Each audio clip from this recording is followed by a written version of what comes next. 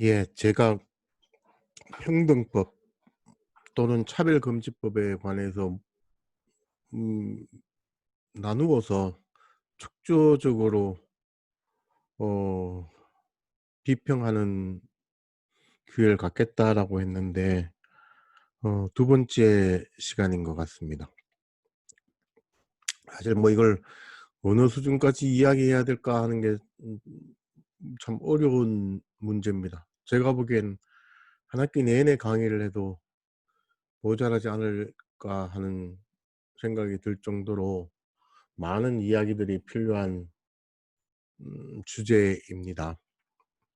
그렇다고 해서 뭐 제가 학교에서 강의하듯이 이 얘기를 해 나갈 수는 없는 것 같고 어 깊이 있게 메모를 하거나 뭐 판서를 하거나 하지는 못하겠고, 제가 생각나는 대로 여러 가지 몇 가지 점을 이야기해 보려고 합니다.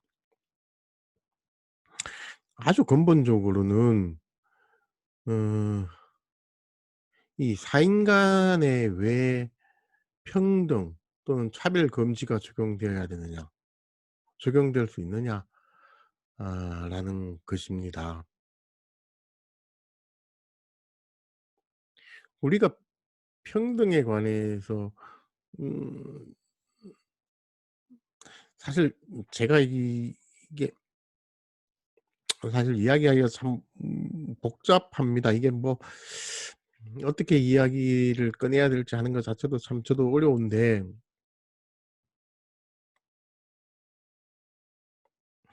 개인은 자유를 가지고 있죠. 마음대로 할 수 있습니다. 자기 내키는 대로 할 수 있죠. 그런데 공동체는, 예를 들어서 국가나 지방자치단체는 그렇게 못하지요. 그 이유가 뭐겠습니까? 개인은 자기의 자원을 쓰는 거고 공동체는 자기의 자원이 아니고 남의 것을 쓰는 거기 때문에 그렇습니다.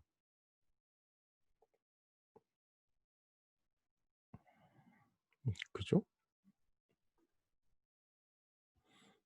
개인은 계약에 의해서 원칙적으로 움직이도록 되어 있지 않습니까?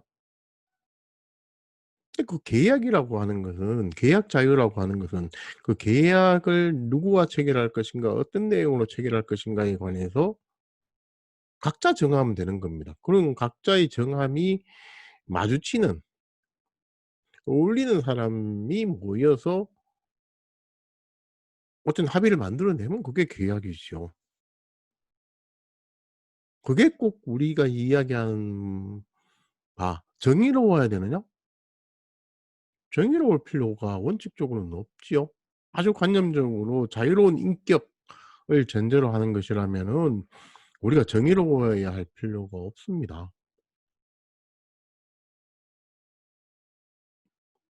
그죠?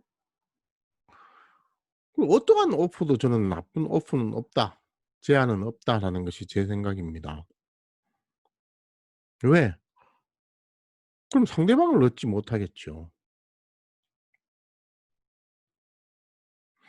근데 국가나 공적 자금을 사용하는 공동체에 있어서는 그 문제가 쪼끔 다르다라는 겁니다. 제가 자주 어디에서 이야기하는 예들 중에 하나가 이 마태복음에 나오는 포도밭의 비유입니다. 제가 처음에 equality, 그러니까 평등에 관해서 공부를 한다라고 하면서 이게 상당히 저한테는 어려운 주제였습니다. 당시까지 어떻게 했습니까? 지금도 뭐 헌법재판소의 판례는 마찬가지죠. "정의로운 것은 평등한 것이다." 라는 입장에서 보면은 이 포도밭의 비유를 설명할 수 없는 겁니다. 그죠? 아침 새벽부터 온 사람이나 점심때부터 일한 사람이나 저녁때부터 일한 사람이나 다 똑같이 한 데나리온을 주는 것을 어떻게 받아들여야 되느냐. 우리가 '일을 한 양에 따라서 임금이 결정돼야 된다.'라는 정의의 원리의 관점에서 보면은 이건 말이 안 되는 이야기지요. 그죠? 근데 제가 나중에 깨달았던 것은 이 포도밭의 비유가 문제가 없다고 보는 것은 이게 사인 간의 계약이었기 때문에 그렇다는 겁니다. 여기 있죠. 주인이 그 중의 한 사람에게 대답하여 이르되 "친구여 내가 내게 잘못한 것이 없노라. 내가 나와 한 데나리온의 약속을 하지 않았" 네가 새벽부터 나와 가지고 한 데나리온을 받기로 했지 않느냐. 그리고 내가 너에게 한 데나리온을 주었지 않느냐. 그럼 계약의 내용이 완수된 거 아니냐. 근데 왜 너는 다투느냐. 우리 이런 일이 흔히 있죠. 예를 들면 우리가 지금 똑같이 일을 하는데도 어떤 회사에 연봉제 계약을 하면 어떤 사람이 더 받을 수도 있고 덜 받을 수 있습니다. 그리고 실제로 그 연봉제 계약을 하는 회사들에서는 자기의 연봉을 남한테 알리지 못하도록 그것도 약조를 하지요. 계약을 맺지요.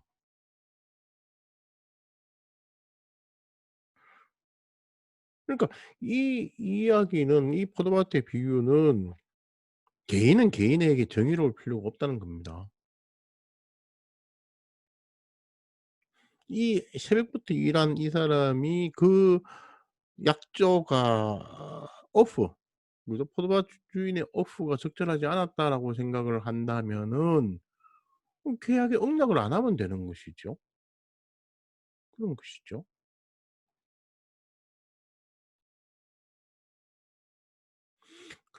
그런데 이게 지금 우리가 다루고 있는 이 평등법은 모든 사람에게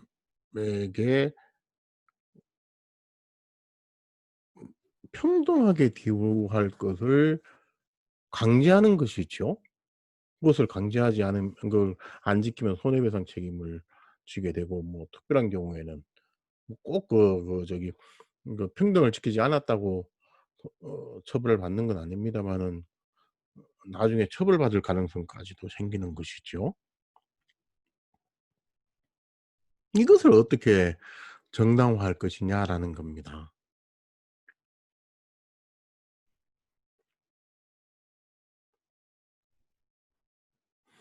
물론 그러니까 완전 경쟁 시장이라는 가설을 하에 두면은 '어떠한 오프도 나쁘지 않다.' 근데 사실은 그렇지 않은 경우들이 있죠. 예를 들어 가지고 뭐 어 전기 공급 같은 경우를 생존 배려적 측면에서 본다면은 전기는 독점하고 있죠. 지금 현재로서는 독점이지요. 전기사업법은 독점을 전제로 하고 있지는 않습니다마는 하여간 독점이죠. 그 난 뭐 어 "이러이러한 조건을 가진 사람한테는 전기 공급 안 하겠다."라고 하면은 전기를 못 받게 되고 생존에 문제가 생기는 거죠. 이거는 구멍 가게에서 "나는 이러이러한 사람에게 우리 가게에 물건을 안 팔겠다." 하는 얘기하고는 좀 다른 거죠. 그런 점에서 어떤 특정한 영역에 있어서 특정한 요소를 전제로 하는 차별 금지 같은 것이 저는 전적으로 뭐 무의미하다고 보지는 않습니다마는 현재 우리가 가지고 있는 평등법의 내용이 '과연 그러한 것인가.'라는 것은 상당히 저는 의문이 드는 겁니다. 그러니까 제가 전번 유튜빙에서도 이야기를 했습니다마는 사실 이게 상당히 중요한 겁니다. 이 3 조의 차별의 개념이 정확하게 인식되지 아니하면은 이 법 체계를 온전하게 이해할 수가 없습니다. 이 법에서 차별이란 이렇게 쭉 가고 있습니다마는 신분 등을 이유로 분리, 구별, 제한, 배제, 불리하게 대우가 라고 돼 있는데 제가 생각하는 가장 중요한 말이 이거라고 말씀을 드렸지 않습니까? 이 등이라고 말씀을 드렸지 않습니까? 그죠? 이 등으로 인해 가지고 등에 등을 업어서 들어올 수 있는 요소가 무엇이 있느냐. 그것이 한정되어 있느냐 한정되어 있지 않느냐. 이 문제를 정확하게 이해하는 거는 엄청나게 중요한 겁니다. 근데 사실 헌법재판소도 헌법 11 조 1 항 후문에 성별, 종교, 사회적 신분이라고 이야기를 하고 있습니다마는 그걸 한정적인 것으로 보지도 않고 예시적인 것으로 보고 더 나아가서 내포는 0 이고 외연은 무한대라고 본다는 것이지요. 등이라는 글자가 헌법 11조 1항 후문에는 없음에도 불구하고 그렇게 본다는 겁니다. 여기서 누차 이 법에서도 헌법상의 평등이라는 얘기를 합니다마는 헌법상의 평등을 결국은 헌법재판소가 해석을 해낸 것이고 여기서 헌법상의 평등이란 말이 나오지 않습니까? 지금 헌법재판소가 해석하는 헌법상의 평등은 어떠한 요소에 의한 구별, 배제, 제한도 차별로 인식될 수 있다는 겁니다.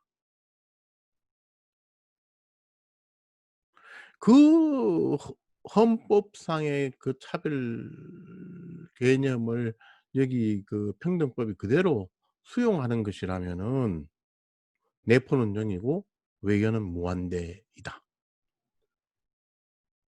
겁니다. 물론 주체에 관해서는 상당히 제한이 있죠. 고용, 재화, 용료의 공급이나 이용 뭐 이런 것들이 주체의 제한은 있습니다마는 차별 자체의 개념은 그렇다는 겁니다.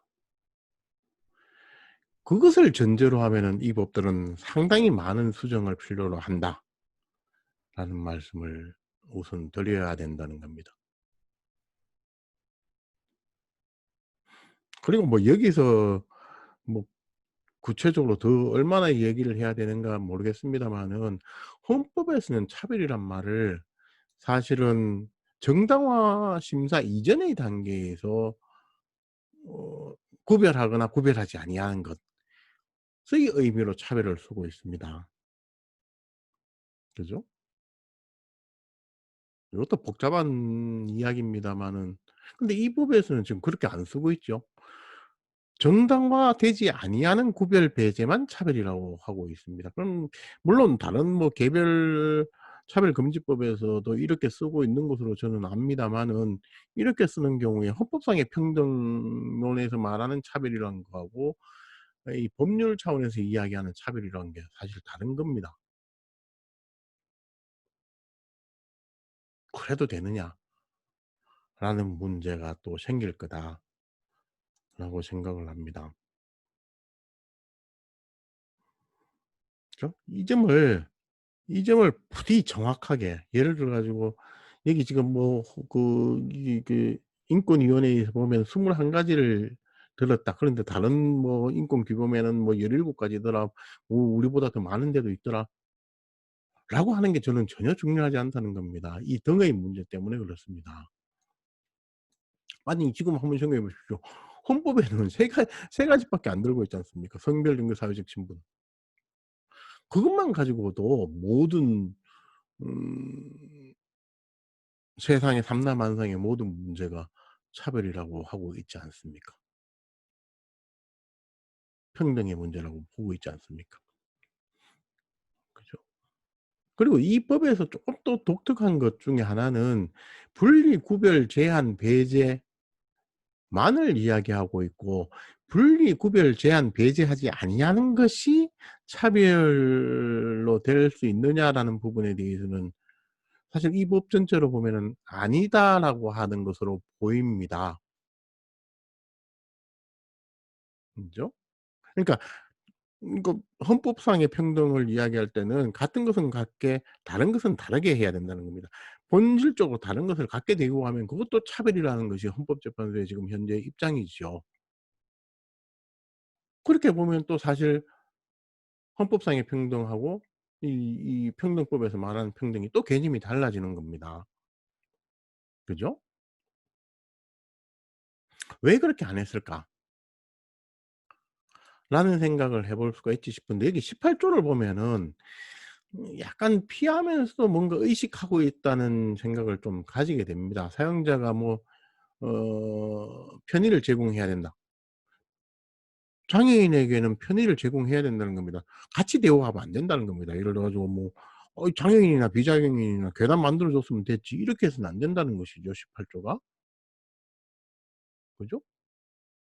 근데 이것은 헌법 이 법 5 조에서 말하는 차별에 포섭되지 않는 겁니다.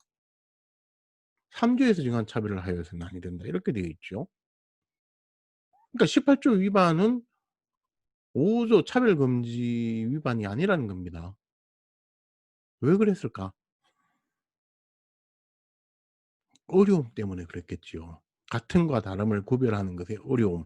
제가 평등 증명론이라는 제 책에서도 이 어려움에 대해서 뭐 상당히 상세하게 설명을 했다고 생각을 합니다마는, 그러니까 18 조에 해당하는 "같이 대우하는 것이 차별이다."라고 하는 논의까지 이 평등법에서 커버하기 시작하면은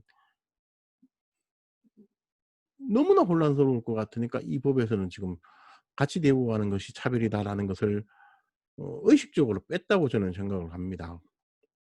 그죠? 여기서 그 3 조에서요. 그럼 또 이러면 또 어떤 문제가 생기느냐. 잘 아시겠지만 장애인법에서는 이것을 하지 않는 것을 차별이라고 이해를 하고 있지요.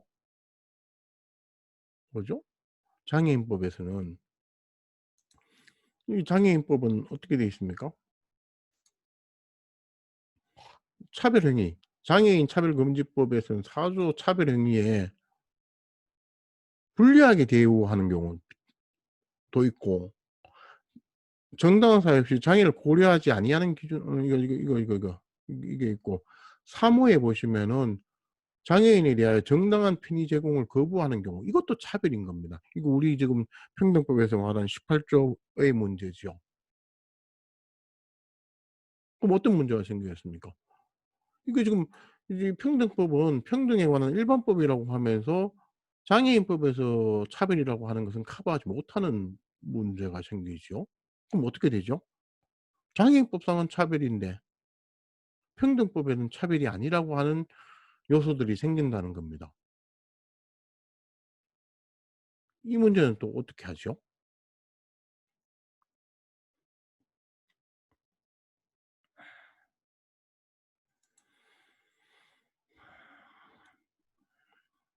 일단 뭐 일단은 여기서는 여기까지만 일단 얘기를 하고 끊겠습니다. 더 추가적인 이야기는 다시 이야기를 하도록 하지요.